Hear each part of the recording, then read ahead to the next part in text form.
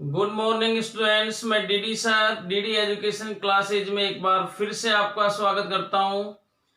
जैसे स्टूडेंट्स अपन प्रकाश वाले चैप्टर में पढ़ रहे थे, प्रकाश वाले चैप्टर में हमने नेत्र की संरचना का अध्ययन कर लिया था, यानी कि नेत्र की आंतरिक संरचना का हमने अध्ययन कर लिया था। और नेत्र की आंतरिक संरचना का अध्ययन करने के पश्चात अपनी बुक में जो नेक्स्ट टॉपिक दिया गया है वो दृष्टि दोष है। नेत्र से संबंधित दृष्टि दोष है विभिन्न प्रकार की, लेकिन उससे पहले कुछ परिभाषाएं हैं जिनके बारे में हम अध्ययन करेंगे। उन परिभाषाओं में से ही एक परिभाषा है समंजन समता। एक परिभाषा क्या है? समंजन समता। समंजन क्षमता, ये जो भी परिभाषाएं पढ़ रहे हैं अब हम, ये नेत्र से संबंधित है। किससे संबंधित है? नेत्र से संबंधित परिभाषाएं हैं। और नेत्र से संबंधित परिभाषाओं में सबसे पहली जो डेफिनेशन है वो क्या हमारे पास में? समंजन समता। तो समंजन समता किसे कहते हैं? जैसा नाम आ रहा है समंजन, समंजन का मतलब होता है एडजस्ट करना, अपने आप को व्यवस्थित करना।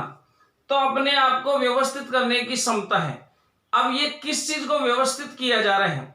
देखो, हमारी नेत्र के सामने विभिन्न स्थितियों में वस्तु हो सकती है, यानी कि वस्तु आंख के आसपास भी हो सकती है, वस्तु कुछ दूरी पर भी हो सकती है, और वस्तु और अधिक दूरी पर हो सकती है। तो ऐसी स्थिति में क्या होगा कि जो नेत्र में हमारे लेंस है, जो उत्तल लेंस हमारी आंख में है, उस उत्तल लेंस के द्वारा अपनी फोकस दूरी को वस्तु की स्थिति के अनुसार व्यवस्थित कर लिया जाता है।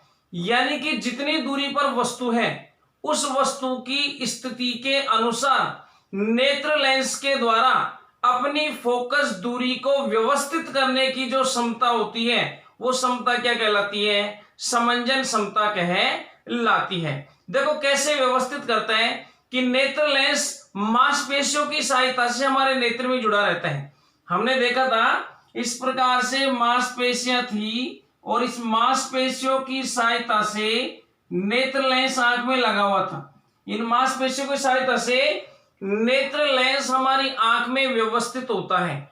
और वस्तु की स्थिति का मतलब है कि यदि वस्तु पास में है तो नेत्र लेंस की वक्रता बढ़ जाती है, यानी कि इस प्रकार से इसकी वक्रता या गोलाई है या वक्राकार स्थिति है, वक्राकार जो इसके प्रश्न है वो ज्यादा वक्रित हो जाते हैं। ज्यादा वक्रित हो जाएंगे तो ऐसी स्थिति में क्या होगा कि जैसे इस वक्रीय भाग के लिए ये गोला बना रहे हैं अपन, ये गोला इस वक्रीय भाग के लिए बन गया, ये गोला इस वक्रीय भाग के लिए बन गया, ठीक है। तो ऐसी स्थिति में क्या होगा कि ये जैसे इसका वक्रता केंद्र होगा, यहां से फोकस दूरी हो जाएगी। तो यदि कोई वस्तु पास में स्थित है, ऐसी स्थिति में नेत्र की वक्रता बढ़ जाती है। मैं वक्रता त्रिज्या नहीं बोल रहा हूं यहां, मैं बोल रहा हूं नेत्र लेंस की वक्रता बढ़ जाती है। यानी कि जब वक्राकार कर्व है, इसमें वक्राकार ये प्रश्न है वो ज्यादा वक्रित हो जाता है। जैसे इस प्रकार से ये कम वक्रित और इस प्रकार से ये घूम गया, इस प्रकार से घूम गया तो ज्यादा वक्रित हो जाता है यदि कोई वस्तु नजदीक है। ऐसा होने से क्या होगा? फोकस दूरी कम हो जाती है। और यदि कोई वस्तु बहुत अधिक दूरी पर है तो ऐसी स्थिति में क्या होगा कि उसकी वक्रता कम हो जाएगी, मांसपेशियां लेंस को खींच लेंगी। जब कोई वस्तु दूरी पर है तो इसकी वक्रता कम हो जाती है, वक्रता कम हो जाएगी तो इस प्रकार से गोला बड़ा बनेगा। और ऐसी स्थिति में क्या होगा बेटा? वक्रता त्रिज्या बढ़ जाएगी, क्या बढ़ जाएगी? इसकी फोकस दूरी बढ़ जाएगी, फोकस दूरी बढ़ जाती है, ठीक है। तो इस प्रकार से वस्तु की स्थिति के अनुसार नेत्र लेंस के द्वारा मांसपेशियों की सहायता से अपनी फोकस दूरी को व्यवस्थित कर लेने की क्षमता क्या कहलाती है? समंजन क्षमता के नाम से जानी जाती है। तो ये टॉपिक क्या था हमारे पास में? समंजन क्षमता। वस्तु दूर है तो उस प्रकार से व्यवस्थित कर लेना, फोकस दूरी बढ़ा लेना, और वस्तु पास में है तो फोकस दूरी घटा लेना। ये जो नेत्र लेंस की क्षमता है वो क्या कहलाती है? समंजन क्षमता। इसके बाद में नेक्स्ट परिभाषा पर आते हैं हम। एक नेक्स्ट परिभाषा है निकट बिंदु। निकट बिंदु, निकट बिंदु किसे कहते हैं? निकट बिंदु किसे कहते हैं? जैसा शब्द आ रहा हमारे पास में निकट, यानी कि कोई ऐसा बिंदु है जो निकट स्थित है। और ये जो परिभाषाएं पढ़ रहे हैं हम, ये नेत्र से संबंधित पढ़ रहे हैं। तो यानी कि जो निकट बिंदु की बात यहां जो कर रहे हैं हम, ये नेत्र के लिए कर रहे हैं। और नेत्र के लिए निकट बिंदु किसे कहते हैं? देखो बच्चों, पहले हम समझते हैं थोड़ा सा। ये मेरे हाथ में कोई मार्कर है, मैं इसको इस स्थिति में पास लेकर आ रहा हूं, लगातार पास लेकर के आ रहा हूं। तो एक निश्चित दूरी के बाद में जब मैं ज्यादा पास में ला रहा हूं इसको, तो ऐसी स्थिति में नेत्र पर दबाव महसूस होने लगता है, नेत्र में दर्द महसूस होने लगता है, और यह भी धुंधला दिखाई देने लगता है। यानी कि एक निश्चित दूरी से ज्यादा पास में ला रहा हूं, नेत्र पर की मांसपेशियों पर दबाव आने लगता है और वस्तु भी स्पष्ट रूप से दिखाई नहीं देती है। इसका मतलब क्या हुआ कि नेत्र से निकटतम एक ऐसा बिंदु है, ऐसी एक निश्चित दूरी पर, नेत्र के निकट एक ऐसी निश्चित दूरी पर एक ऐसा बिंदु होता है जहां से और अधिक नजदीक लाते हैं हम तो वस्तु स्पष्ट दिखाई नहीं देती है। अर्थात नेत्र के अधिकतम निकट स्थित वह बिंदु जहां पर रखी हुई वस्तु को स्पष्ट रूप से देखा जा सकता है। यानी कि नेत्र के निकट स्थित वह बिंदु जहां पर रखी हुई वस्तु को स्पष्ट रूप से देखा जा सकता है बिना मांसपेशियों पर दबाव के, उस बिंदु को किस नाम से जानते हैं? निकट बिंदु के नाम से जानते हैं। और एक मानव की स्वस्थ नेत्र के लिए इसका मान होता है 25 सेंटीमीटर। कितना मान होता है बेटा?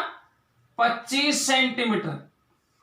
यानी कि नेत्र से 25 सेंटीमीटर दूरी वह बिंदु है, 25 सेंटीमीटर दूरी वह बिंदु है जहां पर रखी हुई वस्तु को स्पष्ट रूप से देखा जा सकता है। और यदि 25 सेंटीमीटर के और अधिक पास में हम नेत्र के तरफ ला रहे हैं किसी वस्तु को, तो वस्तु में हमको धुंधलापन महसूस होने लगता है। तो हमसे पूछे कि निकट बिंदु किसे कहते हैं? नेत्र के निकटतम स्थित वह बिंदु जहां पर रखी हुई वस्तु को स्पष्ट रूप से देखा जा सकता है, वह स्वस्थ नेत्र का निकट बिंदु कहलाता है। और एक स्वस्थ नेत्र के लिए निकट बिंदु का मान क्या होता है? 25 सेंटीमीटर होता है। ठीक है, इसके बाद में नेक्स्ट पॉइंट पर आते हैं हम। नेक्स्ट आता है दूर बिंदु। नेक्स्ट क्या आता है? दूर बिंदु। दूर बिंदु, दूर बिंदु किसे कहते हैं? जैसा हमने देखा था निकट बिंदु की डेफिनेशन में, हम देख रहे थे कि नेत्र के निकट स्थित बिंदु की बात कर रहे थे, और दूर बिंदु में किसकी बात करेंगे? नेत्र से अधिकतम दूरी पर स्थित वह बिंदु जहां तक रखी हुई वस्तु को स्पष्ट रूप से देखा जा सकता है, उस दूर स्थित बिंदु को किस नाम से जानते हैं? नेत्र के दूर बिंदु के नाम से जानते हैं। दोबारा से रिपीट करता हूं डेफिनेशन। दूर बिंदु किसे कहते हैं? नेत्र से अधिकतम दूरी पर स्थित वह बिंदु जहां पर रखी हुई वस्तु को स्पष्ट रूप से देखा जा सकता है, उस बिंदु को दूर बिंदु के नाम से जानते हैं। और नेत्र से अधिकतम दूरी पर स्थित कौन सा बिंदु है? वो बिंदु होता है अनंत तक। क्या होता है? अनंत। क्या होता है बेटा? अनंत। अनंत वह बिंदु है जहां पर रखी हुई वस्तु को स्पष्ट रूप से देखा जा सकता है। यानी कि निकटतम तो अधिकतम, निकटतम कितनी दूरी पर देख सकते हैं स्पष्ट? 25 सेंटीमीटर पर। और अधिकतम दूरी आगे कहां देख सकते हैं अपन? अनंत तक। कहां तक देख सकते हैं? अनंत तक। यानी कि एक तरह से देखें तो 25 सेंटीमीटर से और अनंत तक हम किसी भी वस्तु को स्पष्ट रूप से देख सकते हैं।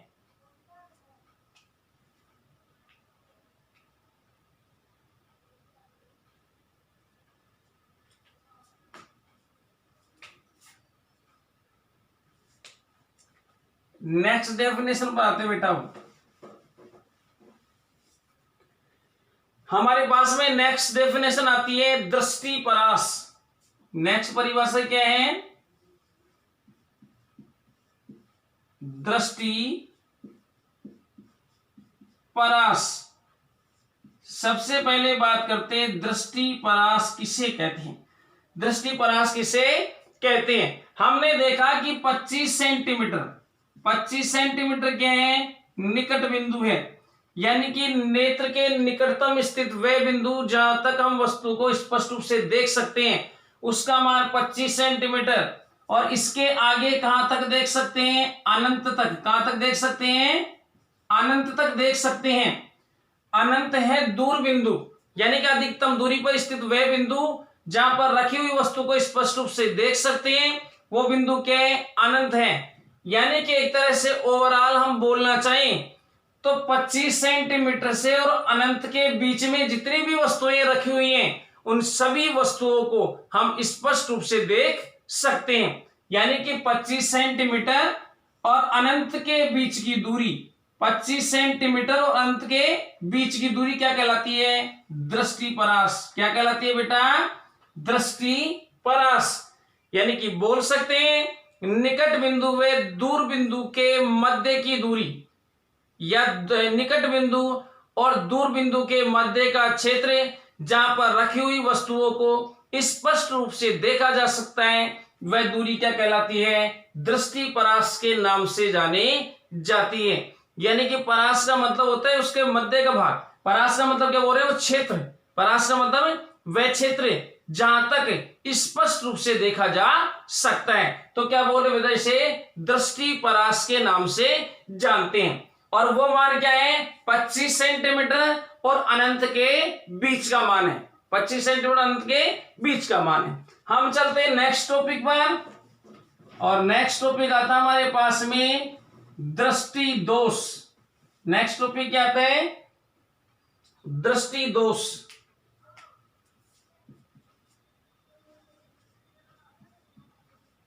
दृष्टि दोष, या इनको नेत्र दोषों के नाम से भी जानते हैं। दृष्टि दोष, दृष्टि दोष किसे कहते हैं, या नेत्र दृष्टि दोष किस प्रकार से होते हैं? देखो होता क्या है कि जैसे जैसे व्यक्ति की आयु बढ़ती जाती है, जैसे जैसे व्यक्ति बुजुर्ग होता जाता है, उसके साथ साथ क्या होगा? या तो कॉर्निया जो है हमारे दृष्टिपटल का आगे वाला भाग, जिसको कॉर्निया हम बोल रहे थे, कॉर्निया की पारदर्शिता कम हो जाती है, ठीक है। या बोल सकते हैं लेंस में कोई गड़बड़ हो जाए, ठीक है। या क्या देख सकते हैं, जो लेंस को मांसपेशियां जोड़े रखती हैं वो मांसपेशियां कमजोर हो जाएं या किसी कारणवश लग जाए।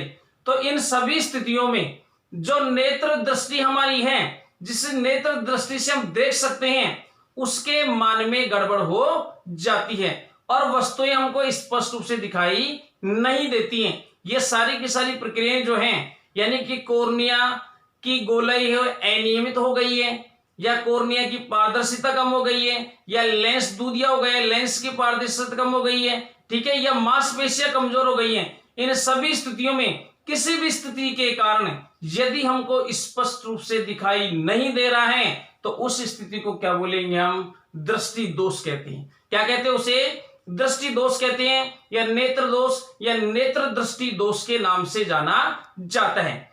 आज हम इसके बाद में, इस टॉपिक के बाद में, दृष्टि दोष के बाद में विभिन्न प्रकार के जो दृष्टि दोष हैं उन सभी का क्रमशः अध्ययन करते हैं। हाँ तो बच्चों, दृष्टि दोषों में सबसे पहले नंबर 1 पढ़ते हैं निकट दृष्टि दोष। कौन सा दृष्टि दोष पढ़ रहे हैं? निकट दृष्टि दोष।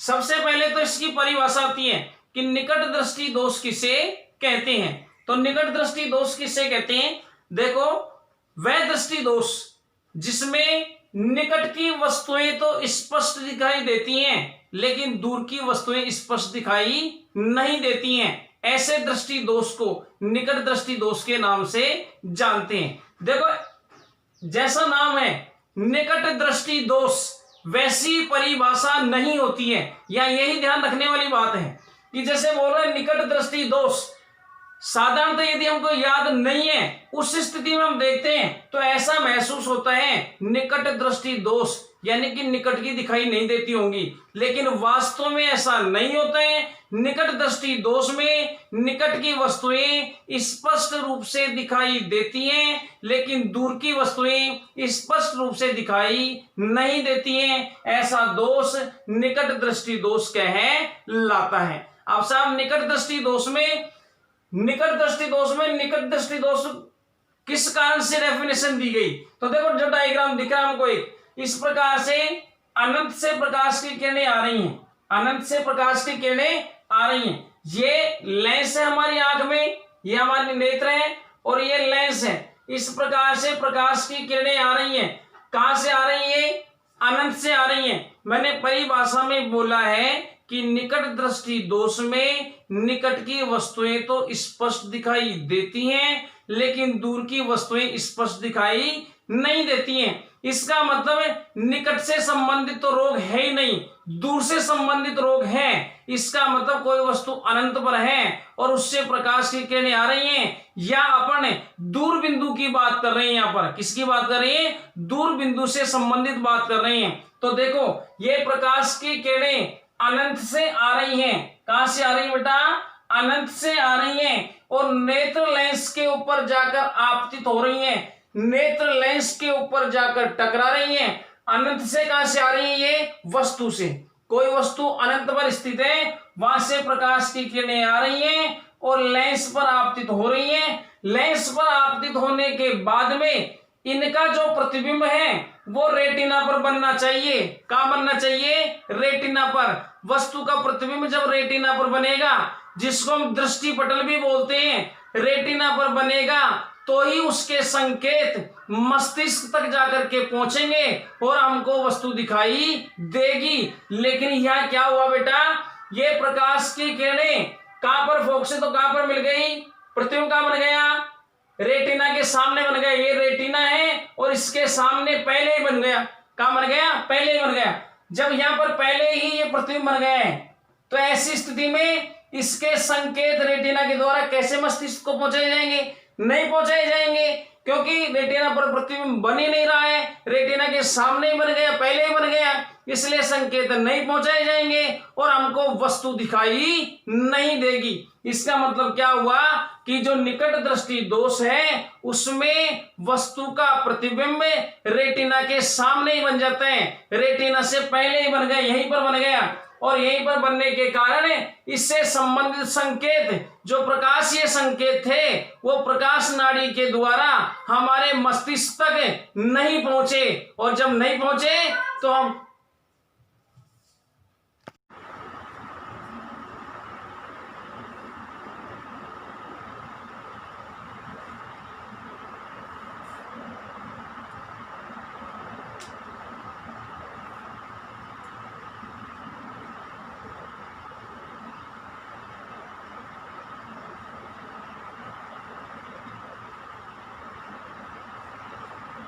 देखो बेटा ऐसी स्थिति में क्या होता है देखो बेटा ऐसी स्थिति में क्या होता है कि जो दूर बिंदु है वो अनंत पर न होकर के, दूर बिंदु अनंत पर न होकर के नेत्र के पास आ जाते हैं, नेत्र के पास आ जाता है,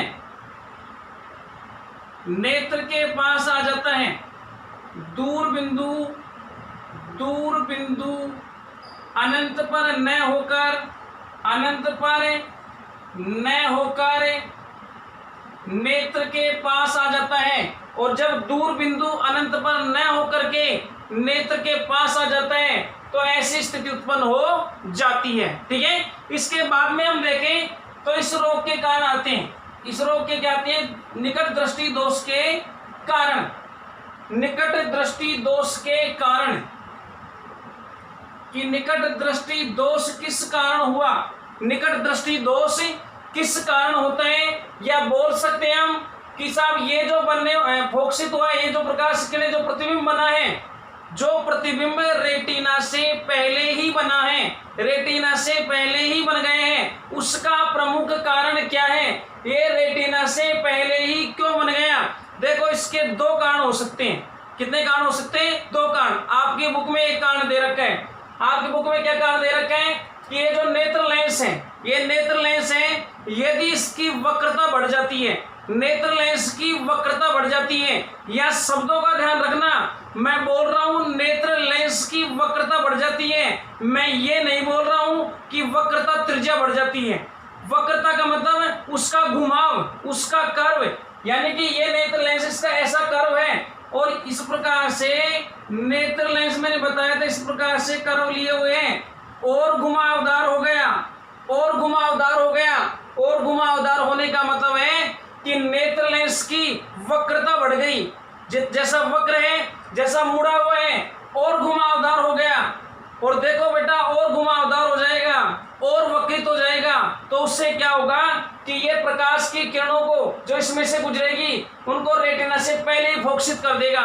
ये बात हमने वहां भी पढ़ा था। कहाँ पढ़ा था? जब हमने लेंस समता पढ़ी थी। लेंस समता मैंने बताया था कि जैसे ही उसकी वक्रता बढ़ जाएगी, उसकी गोलाई बढ़ जाएगी, उसका राउंड बढ़ जाएगा, उसका जो वक्राकार सरफेस है, वक्राकार पृष्ठ है, वो अधिक वक्रित हो जाएगा, अधिक घुमावदार हो जाएगा। तो ऐसी स्थिति में फोकस दूरी घट जाती है, और जब फोकस दूरी घट जाती है तो उससे क्या होगा, प्रतिबिंब रेटिना पर न बन करके पहले ही प्रकाश की किरणें एक दूसरे से मिल जाएंगी और प्रतिबिंब पहले ही बने जाएगा। इसका मतलब क्या देखा हमने कारण में? प्रमुख कारण क्या हो गया? नेत्र लेंस की वक्रता का बढ़ जाना, नेत्र लेंस की वक्रता का बढ़ जाना। नेत्र लेंस इस प्रकार से है और इस प्रकार से न होकर के और वक्रित हो गए इस प्रकार से, तो ये किरणें पहले ही मिल गई, इमेज पहले ही प्राप्त हो गई, इसका प्रतिबिंब रेटिना से पहले ही प्राप्त हो गया। कुछ बुक्स के आधार पर देखें तो इसका दूसरा प्रमुख कारण क्या हो सकता है कि भाई ये जो था नेत्र गोलक, इसको क्या बोलते हैं अपन? नेत्र का जो गोलाई दिख रही है इसको बोल रहे हैं नेत्र गोलक। क्या बोल रहे हैं? नेत्र गोलक। जब नेत्र गोलक अंडाकार हो जाए, यानी कि पहले इस प्रकार से था, पहले इस प्रकार से था और अब इस प्रकार से हो गया, मान लीजिए बाद में थोड़ा सा इस प्रकार से हो गया, ऐसी स्थिति में क्या होगा कि जो ये नेत्र गोलक है ये पीछे जाएगा, गोलाकार अंडाकार होगा, गोलाकार से अंडाकार हो जाएगा नेत्र गोलक, तो ये पीछे जाएगा, और जब ये पीछे जाएगा तो भी प्रतिबिंब आगे रह जाएगा। ऐसी स्थिति में भी रेटिना पर नहीं बन पाएगा। तो 2 कारण हो गए, प्रमुख रूप से इसके यहाँ बनने के, इसके सामने बनने के, या प्रतिबिंब के पहले ही बनने के, या निकट दृष्टि दोष के प्रमुख रूप से 2 कारण हो गए।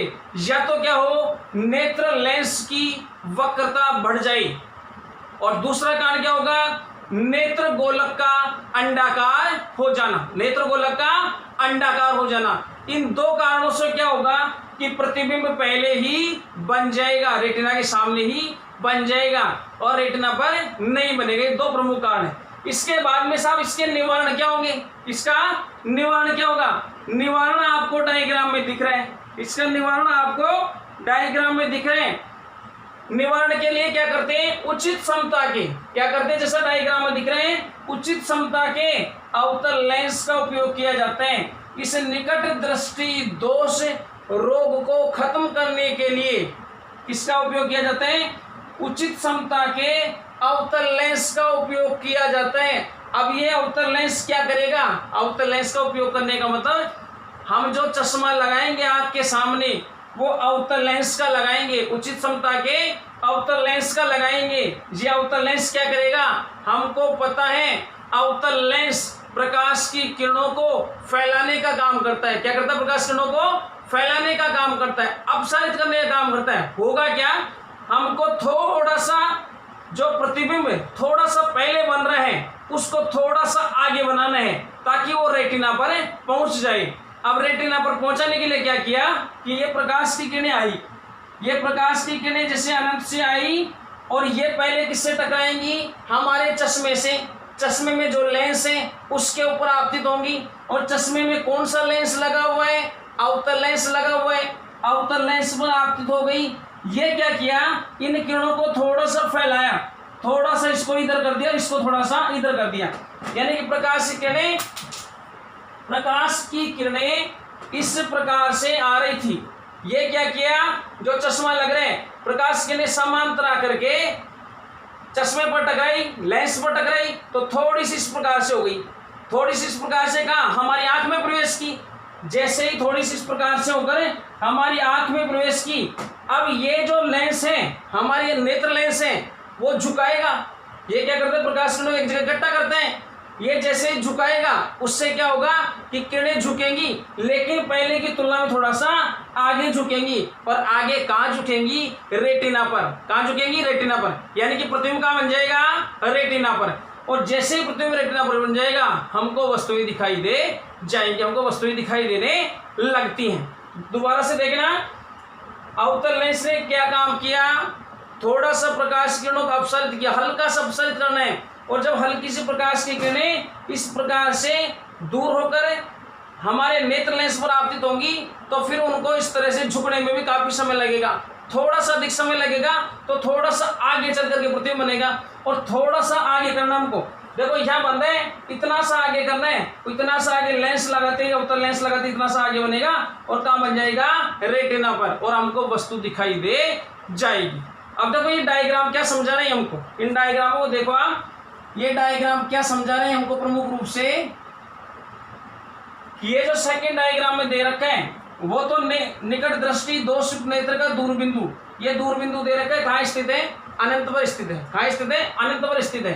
और प्रतिबिंब रेटिना पर बन रहा है। ये तो सिंपल डायग्राम बताया गया कि भाई अनंत पर स्थित है, रेटिना पर प्रतिबिंब बन रहा है, वस्तु दिखाई दे रही। ये डायग्राम क्या बता रहा है, ये डायग्राम बता रहे हैं कि प्रकाश की इसमें बता निकट दृष्टि दोष, यानी कि ये डायग्राम निकट दृष्टि दोष को दर्शा रहे हैं। निकट दृष्टि दोष को कैसे दर्शा रहे हैं, ये प्रकाश की किरणें अनंत से आ रही हैं और आने के बाद नेत्र लेंस पर आपतित हो रही हैं, और नेत्र लेंस वस्तु का प्रतिबिंब का बना रहे हैं, रेटिना के सामने, यानी कि पहले ही प्रतिबिंब बना देता है। तो ये दोषयुक्त नेत्र है, पहले प्रतिबिंब बना दिया, हमको वस्तु दिखाई नहीं दे रही है। अब इसका निवारण हमने यह किया, क्या निवारण किया हमने एक चश्मा लगाया, और चश्मे में कौन सा लेंस लगाया, अवतल लेंस लगाया। तो अब कोई वस्तु जो अनंत पर स्थित है उससे प्रकाश की किरणें आ रही हैं, तो पहले कहाँ टकराएंगी, चश्मे पर, और चश्मे में कौन सा लेंस लगा हुआ है, अवतल लेंस। वो थोड़ा सा प्रकाश की किरणों को पहले तो सीधी जाकर टकराती, ये चश्मे पर टकराने के बाद में जब हमारी आंख वाले लेंस पर जाएंगी तो थोड़ी सी अपसरित होकर के जाएंगी, थोड़ी सी इधर और ये थोड़ी सी इधर। जब नेत्र लेंस पर जाकर टकराई तो अब ये प्रकाश की किरणों का जो प्रतिबिंब पहले यहाँ बन रहा था, अब थोड़ा सा आगे कहाँ पहुंच गया, रेटिना पर, और हमको वस्तु स्पष्ट रूप से दिखाई दे जाती है। एक बार मैं फिर से रिपीट करता हूँ, इस नेत्र दोष के निकट दृष्टि दोष के कारण क्या क्या हुए। निकट दृष्टि दोष होने का प्रमुख कारण क्या हुआ, प्रमुख कारण हुआ कि नेत्र लेंस की जो वक्रता है उस वक्रता का बढ़ जाना, या नेत्र गोलक जो है उसका अंडाकार हो जाना। इसका निवारण क्या है बेटा, इसका निवारण है उचित समता के अवतल लेंस का उपयोग किया जाता है, यानी कि उचित समता के अवतल लेंस वाला चश्मा लगाया जाता है, जिससे क्या होगा, जो प्रतिबिंब रेटिना के सामने बन रहे हैं, यानी कि पहले ही बन रहे हैं, वो रेटिना पर पहुंचे जाता है और हमको वस्तु दिखाई दे जाती है। ठीक है, नेक्स्ट क्लास में पढ़ेंगे हम दूरदृष्टि दोष।